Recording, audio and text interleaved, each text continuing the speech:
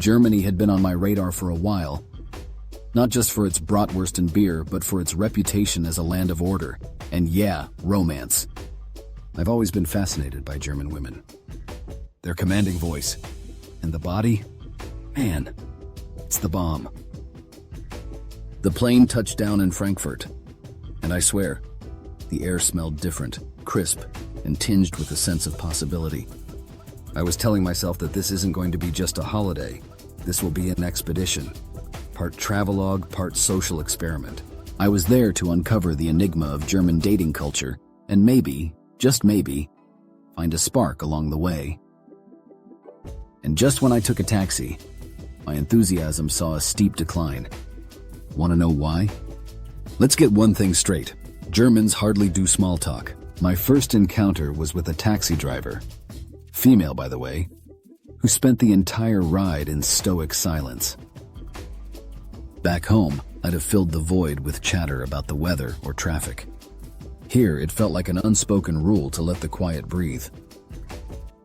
I was choked by the silence and my male ego was hurt. When I finally reached my hotel, I called my friends back home and bragged about it all. Then, and only then, I felt like me again. Phew. That was one heck of a taxi ride. But here's the kicker. When Germans do speak, they mean it.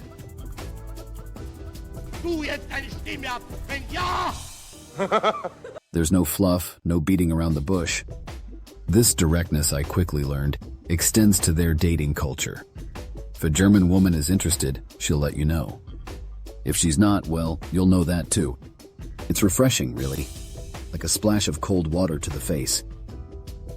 But I still can't believe my luck. First day in Berlin, and I matched with Anna, a 22-year-old German, on a dating app.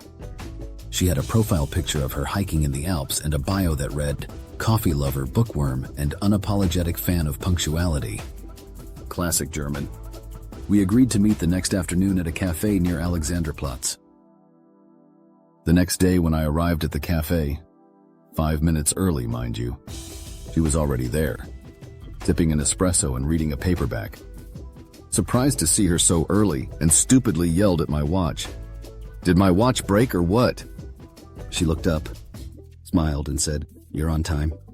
It's just that I'm a bit early." I was like, thank God. She was stunning, by the way.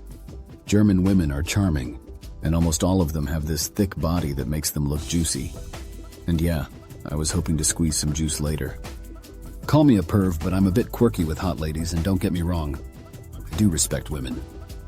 But I just can't help my dirty mind around someone as hot as Anna. Anyway, we ordered Kaffee and Kuchen, a German tradition of coffee and cake, and dove into conversation. Turns out Germans value intellectual connection. She wasn't interested in surface-level banter. She wanted to know my thoughts on everything from philosophy to the best way to cook potatoes. Thank God I'm also into philosophy and books. Otherwise, she would have thought I'm here just to screw around. Here's a pro tip. If you're planning to date in Germany, brush up on your conversational skills. It's better to find someone who can speak and understands English if you're planning for a date.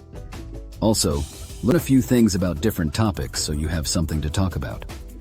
Oh, and don't even think about pulling out your phone during a date unless you're showing a picture of your dog or a meme so funny that it's worth risking the vibe. I'm saying this because Anna found it unpleasant when I took out my phone to send some pictures to my buddies while she was talking. No, she didn't yell at me or anything, it's just that I felt an unease around her face. I immediately apologized and put my phone back. She smiled. Later that evening, we decided to explore Berlin's nightlife. The city's clubs are legendary, and Berghain, the mythical temple of techno, was on my bucket list. I didn't get in because, let's face it, nobody knows the secret to Berghain's door. But we found a smaller club nearby that was just as electric. The music was hypnotic and the crowd, mix of locals and expats, was welcoming. Here's the thing about Germans. They work hard, but when it's time to play, they go all in. Dancing in that club felt a kind of freedom that's hard to describe. It's like the city itself was saying, let go, be yourself, and don't worry about looking cool. We had some drinks and danced like crazy. After busting a few moves, she pulled me towards her and kissed me like a bad, bad girl. I felt her tongue around my throat. I was in complete shock, but that's when I knew. Found a perfect match for this trip. We were connecting so well intellectually, and now I was pretty sure that the physical connection would also be a bedbreaker. Yeah, don't get fooled by their disciplined nature, folks, because when the time is good and person is right, they'll show you their hidden talents. Anyway, after getting all soaked up in sweat, she took me to her apartment where we spent an amazing night. I can't tell everything here, but I swear it was way better than the US. One thing that surprised me was how open and regulated Germany is about topics like sex and relationships. Prostitution is legal and regulated, which might seem shocking to some, but it's handled with a level of pragmatism that's quintessentially German. Personally, I didn't have to consider ordering a prostitute because I was lucky enough to connect with Anna online. But for those who don't strike gold like I did, Germany has your back. Wow! The country offers well-regulated, safe ways to live out your fantasies. A bit like ordering from a menu where everything is perfectly legal and no one's judging. But let me tell you, Germany isn't cheap. But still, it's not outrageous either. Accommodation ranged from budget hostels costing around $32 per night to luxury hotels at $250 or more. I found a cozy Airbnb in a trendy neighborhood for $86 per night. Food was a highlight. A street-side currywurst cost about $4.30, while a Michelin-starred schnitzel dinner set me back $54. Public transportation was a dream. Punctual, clean, and easy to navigate. A week-long pass cost me $43, which is less than a fancy dinner back home. Before my trip, I'd heard plenty of rumors about Germany.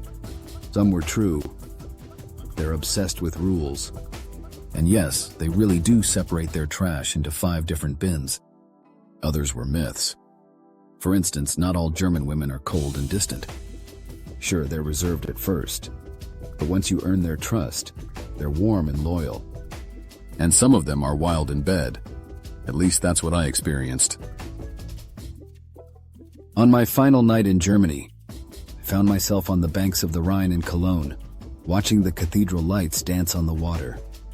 Anna joined me, carrying a bottle of Riesling and 2 glasses. As we sipped and talked, she asked with a smirk around her pretty face, "So what have you learned about Germany?" I giggled for a moment, remembering those wild nights with her before replying, "It's a place where everything makes sense, even the chaos, and sometimes the best connections happen when you least expect them. I'll never forget you, Anna." She smiled with a slightly saddened face and snuggled towards me. I wrapped her around my arms and said, "We'll stay in touch." Just then, fireworks lit up the sky. A coincidence, perhaps, but it felt like the perfect ending to a story I hadn't planned but would never forget.